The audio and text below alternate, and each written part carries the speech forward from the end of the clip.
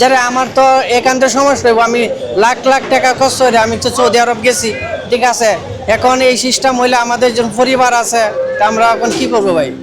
Saudi Arab Saudi আরব যাইছি, ঠিক আছে। আমার হচ্ছে প্লেট আছে 4:10, তখন আমরা 1টা বাজে আমরা বিমানও বইছি। এই ফোন তো বিমানও আমরা অপেক্ষা করছি, তখন ইফতার করায়া তখন আমরা বলছে যে যাও, প্লেট আজকে যাবে না। তখন আমরা তো ঠিক আছে অনেক টাকা পয়সা খরচ হয়ে আইসি। এখন আমরা যেরকম কি কোম্পানি মানে তাই টিকেটের সমস্যা হইব, যেরকম কি ছুটির সমস্যা হইব, আকামার সমস্যা হইব। এখন আমরা এটার লাগে অনেক যেরকম কি বলি হতাশা, ঠিক আছে। এখন আমরা এখান থেকে বলছে এটা আমরা সঠিকভাবে জানি না, যেখান থেকে টিকিট কাটছো তোমরা সেখানে যোগাযোগ করো। সেখানে আমরা যোগাযোগ করছি, ওরা বলতেছে যে আচ্ছা আমরা পরবর্তী দেখতেছি। এটার মাঝে নিয়ে আমরা আছি। সবাই তো হতাশ। আমি যেরকম 1টা বাজে 5 দিন হয়ে গেছি গা, ভিতরে গেছি গা, তখন 2টা বাজে আমার বিমানের মাঝে বহাইছি। এই ফোন তো বিমানের মাঝে আমরা বহাতই। আর ছিল 4:05 জানতে পারি ইফতারির পরে যেন বলতেছে যেন এখানে যেরকম সৌদি আরব, আমেরিকা, ইরান যুদ্ধ চলতেছে, ঠিক আছে। এখন ফাইট চালাচালি হবে না, ক্যান্সেল। তখন আমরা বলতেছে যাও, ঠিক আছে। তখন আমরা বাহিরে দিছি। তখন বুকিং এ হেন আসলাম,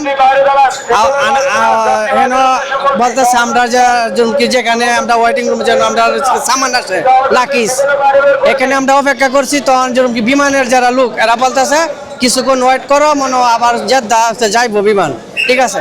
তখন আমরা আবার আধা ঘন্টা ওয়েট করলাম। আধা ঘন্টা ওয়েট করার পরে বলতেছে না যাবে না, আপনারা চলে যান। আমি কইতেছি যাবে না, তো আপনারা কতক্ষণ ওয়েট করাইলেন কেন? আমরা কোনো যেরকম কাওয়া নাই টাওয়া নাই, যেরকম সকাল দিকে এই ফোন তো এবার চলতেছে, ঠিক আছে। হ্যাঁ, রোজা রাইকা। হেরা বলতেছে আমাদের কিছু করার নাই। না, আমাদের কর্তৃপক্ষ যেখান থেকে টিকিট কাটছি তো আমি জেদ্দার দিকে, তখন এখানে আমি ফোন দিছিলাম। ফোন দেওয়ার পরে বলতেছে যে আমরা এটা দেখতেছি, আমরা টাইম দিতে হইব। তা আমার এখানে 7 তারিখ পর্যন্ত আমার যেরকম কি ছুটির মেয়াদ, যারা আমার তো একান্ত সমস্যা হইব, আমি লাখ লাখ টাকা খরচ করে আমি তো সৌদি আরব গেছি, ঠিক আছে। এখন এই সিস্টেম হইলে আমাদের যে পরিবার আছে তা আমরা এখন কি করবো ভাই?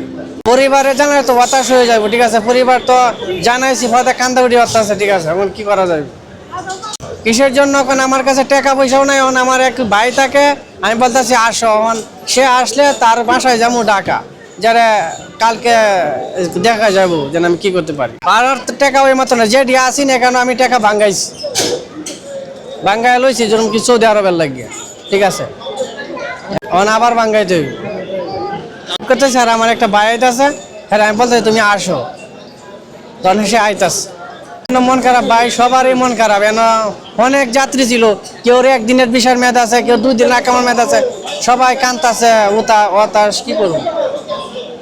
আমার মতন অনেক মানুষ, এটা কিছু করার নাই। বাংলাদেশের যে প্রধানমন্ত্রী আছে বর্তমানে, ঠিক আছে, অনেক ভালো লোক, ঠিক আছে। উনি দুটো ঠিক আছে যে আমরা সৌদি আরব আছি, ঠিক আছে। সৌদি আরব গভর্নমেন্টের সাথে তো এই অভিযোগটা বলে যারা আকামার মেয়াদ শেষ, ঠিক আছে।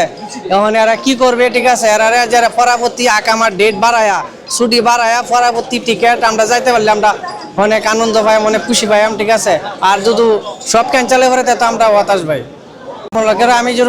আমি যেরকম 14 বছর ধরে যেরকম প্রবাসে, আমি যেরকম 2012-তে গেছি, ঠিক আছে। এই ফোন তো আছি প্রবাসে।